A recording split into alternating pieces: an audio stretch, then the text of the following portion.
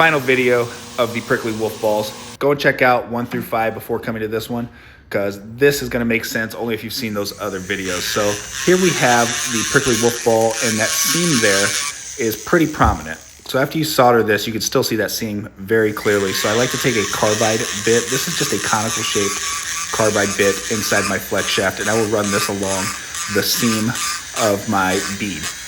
And I'm gonna get this ground down as close as I can before switching over to a silicone wheel.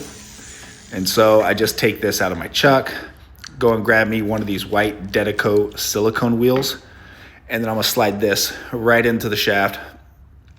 And this is what we're gonna use to really help clean up those lines. All right, now that I got that in there, I'm gonna run this along that same seam because the carbide bit kind of leaves a lot of jagged edges. This silicone wheel, if you look closely, will clean that up. So you see all the jagged edges from the carbide bit? Whenever I go over it with this silicone wheel, it's gonna smooth that out. And then this is where we just work through the grits to slowly erase that solder seam. So we'll go all the way around this, try to get both sides. If I see some solder slop on there, then I'll go ahead and use this wheel at the same time to get rid of some of that solder slop without really erasing those stamp patterns. Cleanup is probably the longest process of these beads. So you see that extra solder slop right there? That's where we'll just go through and erase a little bit of that. And again, I use Dedeco silicone wheels. You can find those at riogrande.com. Now, once I get this pretty much cleaned up and erased all the way around, I'm gonna flip it over, make sure I check the other side. Boom, now we got that pretty much erased.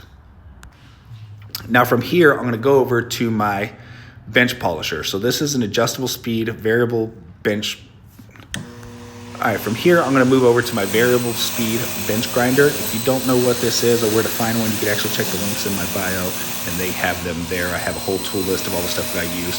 This is a 6-ply, 3-inch radial disc that gets attached to this motor, and then we're gonna spin it around on the 220 grit here before moving over to the next one. So this is gonna really help even out that shine on there. There we go, a little more focused.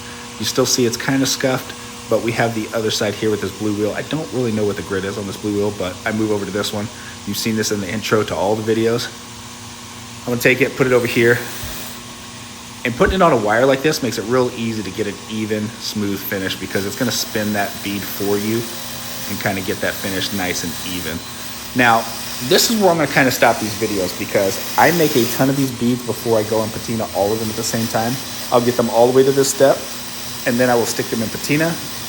And then from the patina, I will bring them back over here, repolish them before jumping them in a tumbler and letting them tumble for a few hours. Just get a nice, true, even finish on it. So I hope you enjoy.